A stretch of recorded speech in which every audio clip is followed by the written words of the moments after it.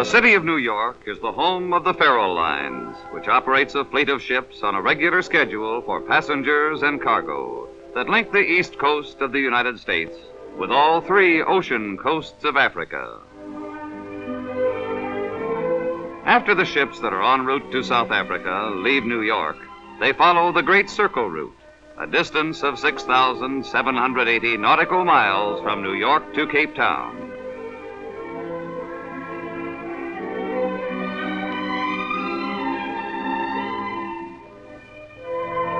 On the 9th day out of New York, the ship crosses the equator and then continues into the waters of the South Atlantic, passing Ascension Island and stopping at St. Helena to arrive at Cape Town on the 17th day. The captain, by the ancient laws of the sea, is the master of his ship. He is responsible for the safety of the passengers and the crew, the ship and its cargo. The master of the African Endeavor is a veteran in the service of the Farrell Lines and is its commodore. His chief officer is also experienced in the African service. It requires special knowledge to supervise the maintenance of the ship in tropical waters and to direct the proper stowage of the cargo, its loading and unloading. The smooth functioning of the steam turbines that drive the African Endeavor is a most important part of the ship's operation. The chief engineer has been at sea more than 40 years, 28 of them as chief engineer. On or near the bridge are centered all types of modern instruments for the navigation and safety of the ship. The bridge is continuously manned by one of the 4 licensed deck officers.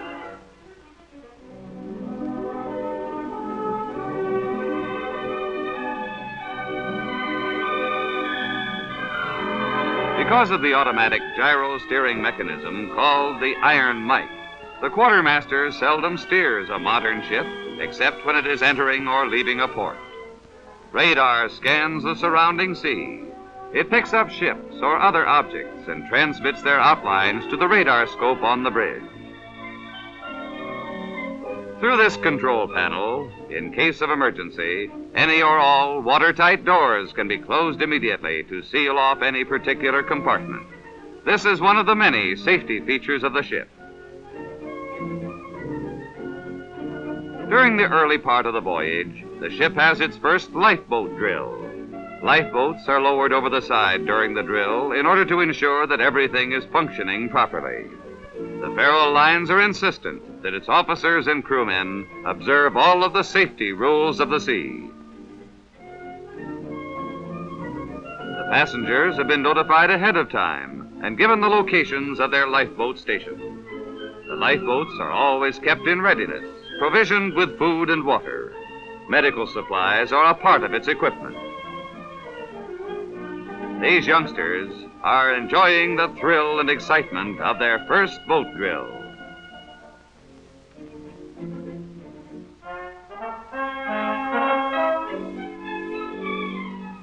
The chart room adjoins the bridge and captain's quarters, and here the second mate, who is also the navigator, charts the course of the ship at sea. This modern chart room contains many new navigational aids, such as the LORAN, an electronic device by which a ship can determine its position if within 1,500 miles off the coast of the United States. Another important navigational aid is the direction finder, which locates the position of the ship by the angle of beams picked up on the finder. Beams from land stations are computed at the point where they cross, and these lines of position give the location of the ship. The gyro compass is not affected by magnetism, but runs by an electric motor. It maintains a true course regardless of all weather conditions or other influences.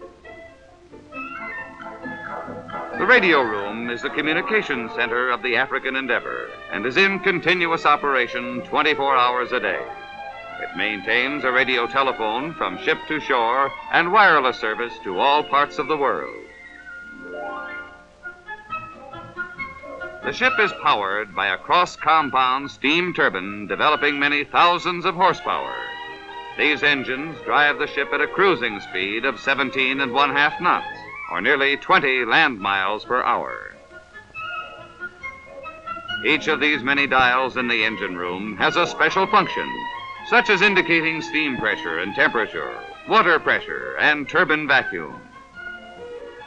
Other dials, in conjunction with a blackboard, indicate which motors and compressors are in operation and the temperatures of the 11 refrigerator boxes containing the ship's supplies. The chief steward, with the assistance of a second and third steward and more than 40 other personnel, prepare and serve about 450 meals each day. The chief steward and chef plan the meals for everyone on the ship. The large air-conditioned galley or kitchen, with its ultra-modern equipment, makes it possible to cook the wide variety of tempting dishes for which the Farrell lines are noted. In addition to the chef, there are a first cook and 4 second cooks, all of whom are kept busy preparing the 30,000 to 40,000 meals served during the round trip. In a spick and span shop, the bakers make bread, rolls, pies, cakes, pastries, and many special desserts for the passengers and members of the crew. The pantrymen are experts in the preparation of foods for buffets and in the making of salads, sandwiches, and a variety of tasty appetizers. The fruits, vegetables, and dairy products for the voyage are kept in prime condition in air-conditioned and temperature-controlled boxes. Groceries of all kinds comprise a large part of the food supplies. During an average round trip of 65 days, more than 5 tons are used. An experienced butcher and his assistants prepare all meats, fish, and poultry for delivery to the cooks. Approximately 10 tons of these products are used on each voyage. There are 3 dining rooms for the crew and 1 for the junior officers. All of these are part of the steward's department and are supplied with the same quality of food as that given the passengers. Waiters pick up their orders in the kitchen, hot from the big ranges, and serve it to the passengers in the main dining salon, which is only a few yards forward. The main dining salon is a large, temperature-controlled room where 76 persons can relax and visit while they enjoy perfect service and partake of meals that equal the best obtainable in the finest hotels. The dining salons on the African Endeavor and its sister ship, the African Enterprise, are noted not only for their food, but for the fact that they are marvelously steady and extremely comfortable.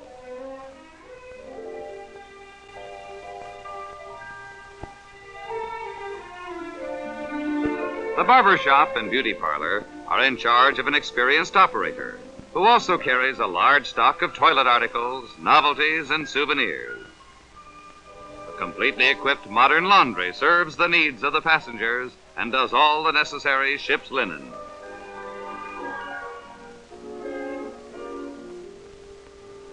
The ship's doctor is a senior staff officer. His office and quarters include a compact and well-equipped laboratory. His drug stock includes approved pharmaceutical products, such as the latest developments in antibiotics. There is also an air-conditioned hospital containing 8 beds and the necessary equipment to meet emergencies. The chief purser is one of the busiest men on the ship. He is popular with the passengers because of his capable direction of all entertainments and special activities on board. Passengers organize their own sports tournaments for keener competition. The deck games include tennis, the always popular quoits,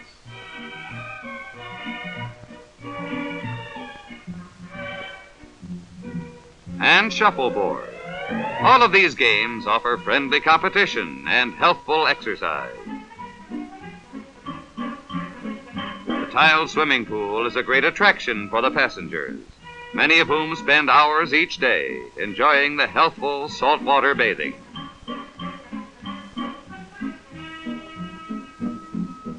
There's a special swimming pool on a miniature scale for the children. Here the kiddies splash and play in the warm sunshine, while their parents read or snooze nearby. During the forenoon and afternoon, deck stewards serve the passengers cool drinks and dainty sandwiches.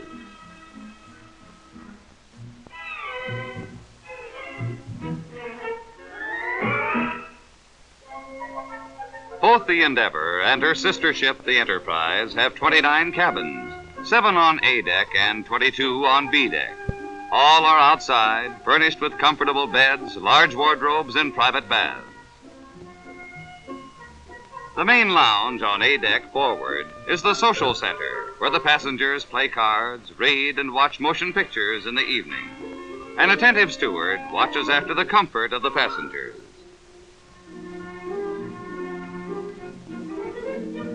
The smoking lounge on the after part of A deck is the gathering place in the evening for cocktails, dancing, horse races, and other special activities.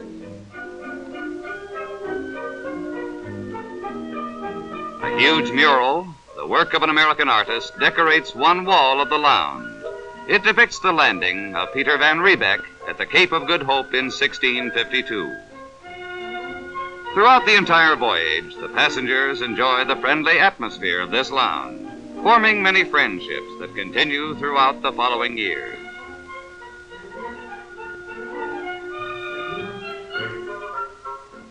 Horse racing provides a few evenings of amusement and is participated in by all the passengers with a great deal of enthusiasm.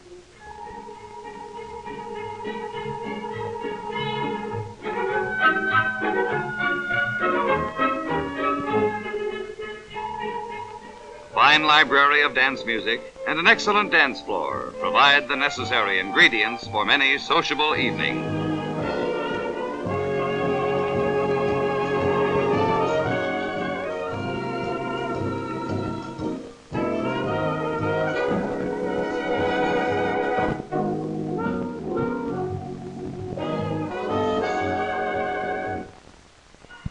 Father Neptune and his court come aboard to conduct the ancient ceremony of initiating those who are making their first crossing of the equator. The Royal Equatorial Court sits in judgment while the candidates are subjected to traditional tests and trials in a colorful and friendly ceremony that is long remembered as one of the outstanding events of the voyage.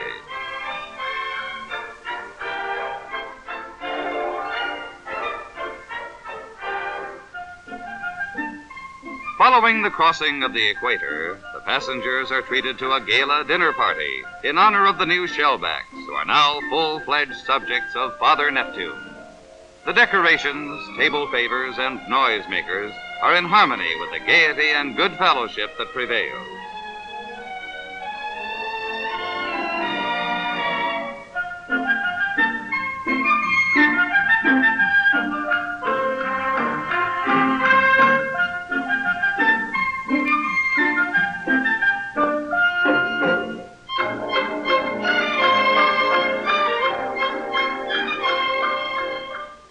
After passing the equator, Ascension Island rises out of the sea.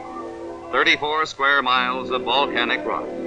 Ascension is noted for its sea turtles and also for the vitally important part it played during World War II. An exciting stopover on the voyage to South Africa is made at the island of St. Helena, where the Emperor Napoleon died in exile. Discovered by the Portuguese in 1502, St. Helena is situated in the South Atlantic, 955 miles south of the equator and 1,750 miles from Cape Town. Jamestown is the only settlement of any consequence. It lies in a deep canyon, which shuts it in on 3 sides by rocky cliffs, the open part being northward to the sea. The church spire of ancient St. James, built in 1765, stands against the sky. Beyond the church, the modern liner African Endeavor swings at her anchor. Along the main cobblestone street of Jamestown, there are about 3 blocks of business houses, where practically all of the retail activities of the island are transacted. Along this quaint old street, the natives sell their hand-embroidered linens and other homemade items to the visitors. The population of St. Helena is about 5,000, of which less than 100 are whites. The natives are of a mixed origin and known as St. Helenians.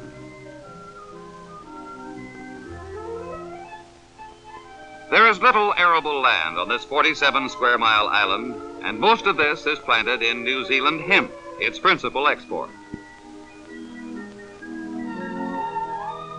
On the way to Plantation House, the traveler is certain to pass some of the islanders and their patient donkeys, transporting produce to the market in Jamestown.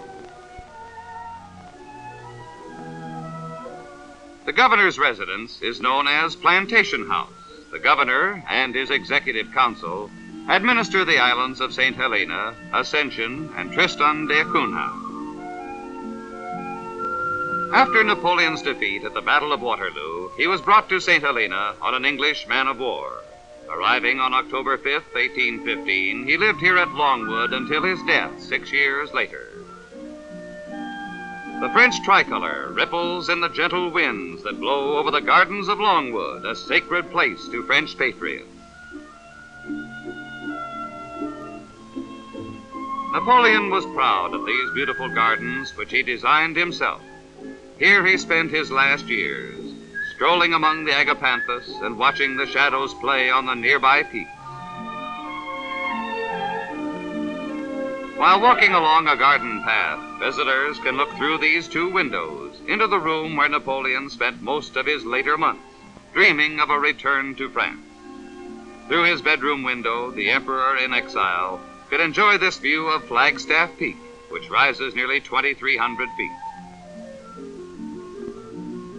The interior of Longwood has been converted into a museum, and on the very spot where Napoleon died stands this excellent marble bust. The museum contains many interesting mementos of Napoleon's career, including this rosewood tea chest, which was taken from his carriage after the Battle of Waterloo. Because the English and French could not agree upon a suitable inscription, the body of Napoleon rested in this nameless tomb until the remains were exhumed and carried back to Paris in 1840. After a most interesting day on historic St. Helena, the passengers return to the modern comfort of the African Endeavor. When everyone is safely aboard, the ship will sail for Cape Town, the southern gateway to the mystery and romance of Africa. The landing formalities at Cape Town require only a few minutes, and soon the travelers are going ashore to enjoy their first day of sightseeing in Africa.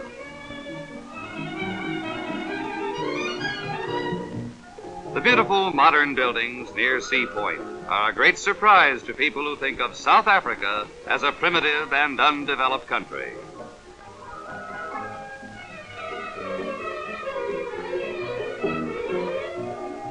For more than 200 years, Adderley Street has been the hub of all life in the mother city. It is still the principal thoroughfare of Cape Town and the center of a modern shopping district.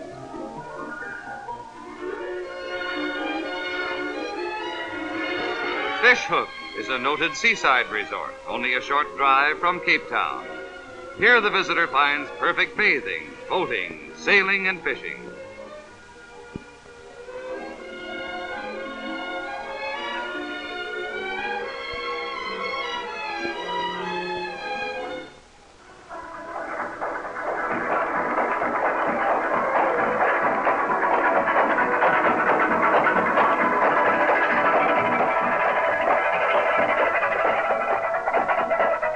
The star-spangled crooning minstrels make their grand entrance to open the Coon Carnival, a colorful spectacle staged once a year in Cape Town. The Coon Carnival is the most important event in the lives of the Cape Color, and during the carnival, 50 or more troops compete at various centers for prizes and championships.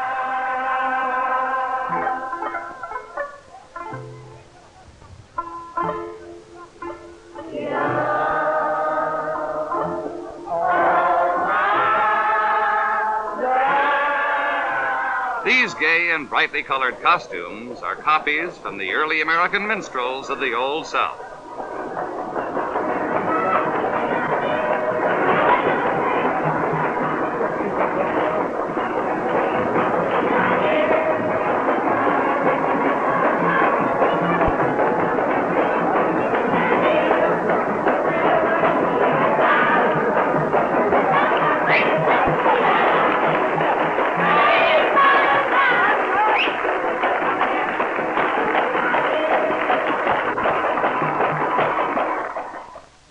A luxurious motor coach takes the traveler from Cape Town via the famous garden route to Port Elizabeth.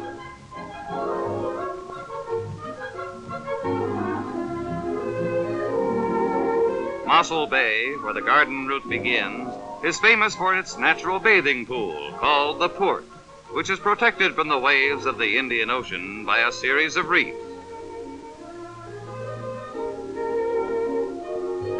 The next stop is George, a city of flowers and beautiful homes, which lies in the shadow of the Otaniqua Mountains. George is the junction point for many important roads, and one of these is the new National Highway over the Otaniqua Pass into the Little Karoo. The Little Karoo is a semi-desert valley that lies between the Otaniqua and Swartberg Mountains. Here, flocks of ostrich, rather than herds of cattle, graze on pastures of alfalfa. At Highgate Ostrich Farm, visitors gather under a large pepper tree, where they are greeted by Mr. Hooper, whose grandfather established the farm more than 100 years ago.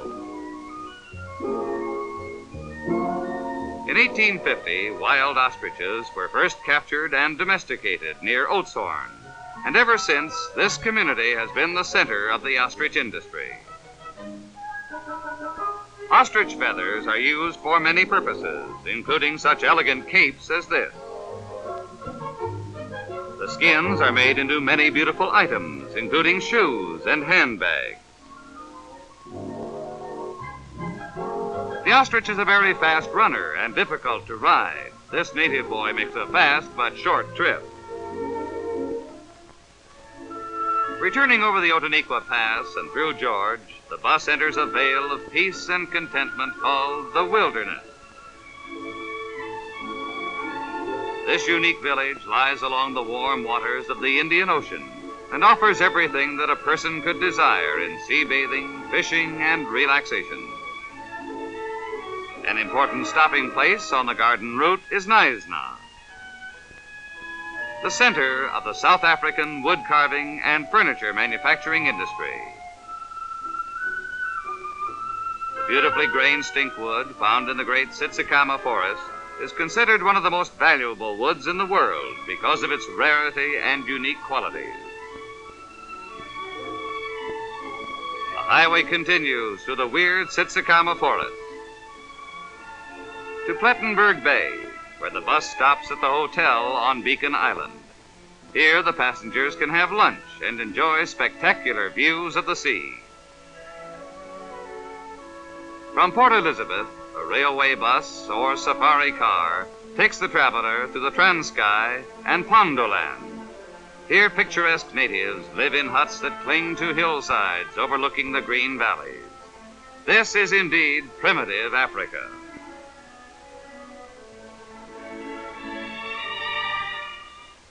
Less than 100 years ago, this also was primitive Africa. But today, the golden city of Johannesburg is a modern metropolis of nearly 1 million people. This mile-high city, situated on the high veld of the Transvaal, is the heart of South Africa's industrial and mining activities, and the largest city in the Union.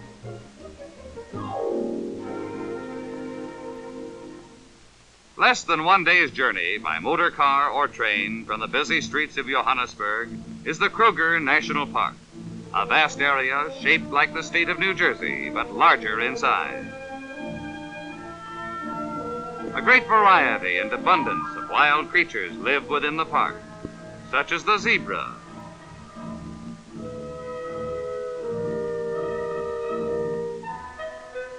and herds of wildebeest,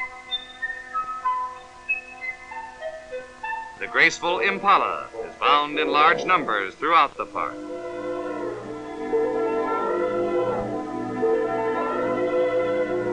And hippopotamus enjoy the coolness of a refreshing pool on the Crocodile River. Buffalo gaze with baleful eyes at the intruder.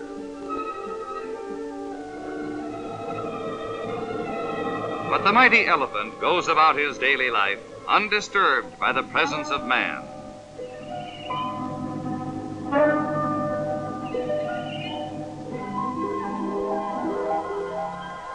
The majestic lion is curious but always watchful, a noble portrait framed by the shrubs of the bushveld.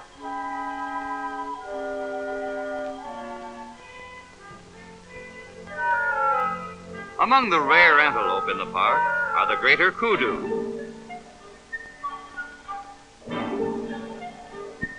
the shy roan,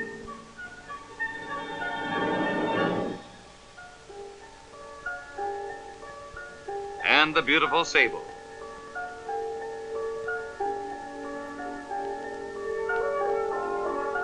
If the visitor is lucky, he may behold and photograph some unusual and exciting scenes, such as this argument between two bull giraffes.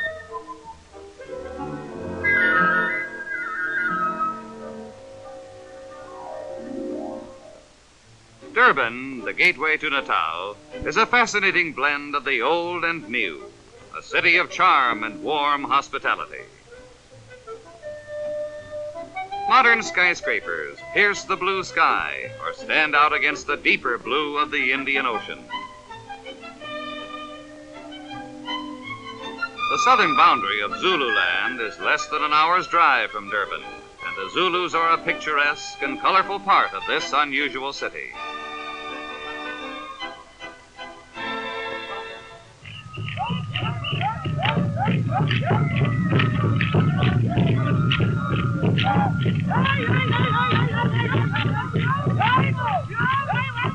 Only a generation ago, the war chants of the Zulus brought fear and panic to their enemies.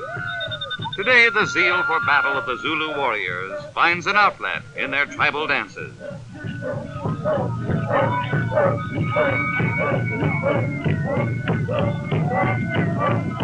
Zulu tribesmen working in and around Durban have organized themselves into troops that gather at the sports ground to entertain visitors and to satisfy their urge to prance and stomp to ancient tribal rhythm.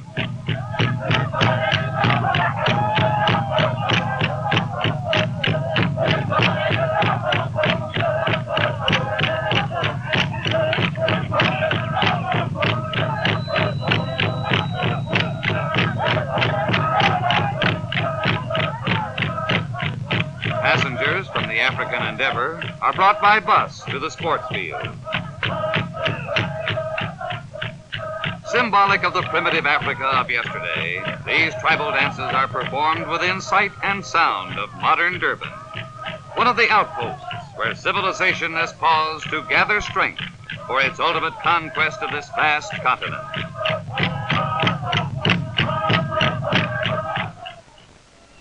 Our African visit has come to an end, and once again the passengers go aboard their floating hotel, the African Endeavor.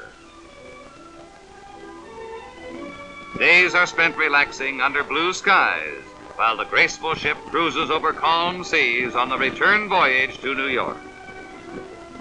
As the ship glides into the harbor, the returning travelers are welcomed by this symbol of American liberty, and by the skyline of the world's greatest city, the home port of the Farrell Line ships that link the two great continents of America and Africa.